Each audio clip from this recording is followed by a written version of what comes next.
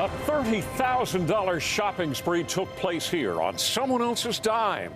That $30,000 was spent, actually stolen, in no time at all.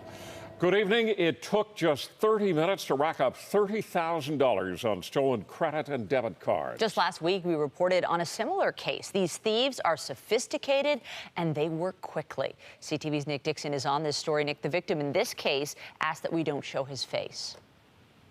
Yeah, that's right. He didn't want to be publicly identified about the story, but did want to go public with the story to let people know what can happen and how quickly these things can happen. And as example from our story last week, it can happen very quickly and become very costly. Anthony Spagnolo didn't want to appear on camera, but did agree to sit down with CTV News and tell us what happened after his wallet was taken 2.5 weeks ago. How much in how fast? 30,000 in 30 minutes. That is scary. Yeah, it's nuts that they're even capable of doing that.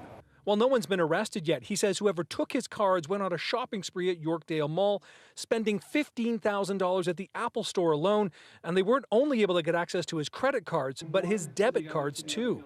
It was a couple thousand for my personal accounts. It was $1,000 at the CIBC account. It was $1,000 on the TD personal account, and a couple thousand on the business account in cash from an ATM, couple ATMs. He's speaking out after seeing our story about Russ Lewis last week, who was pickpocketed in the financial district and had almost $20,000 taken from his credit and debit accounts in 27 minutes. I couldn't believe it. Exactly the same thing that happened to that gentleman happened to me. The same time, the same spending habits, the same cards, everything. He's concerned this is a growing trend and wants other people to be aware of how easy it is for criminals to do this. I don't know the tools they have, but it seems to be an issue if I'm not the only one getting screwed here. And while his banks are making him whole, the ordeal still isn't over. I've been getting calls from fake solicitors, fake RBC saying, hey, like I heard you're in a fraud and we just want to get information from you. But when you say that you'll call them directly, they get frustrated. So he's changing how he handles his money to make sure something like this never happens again.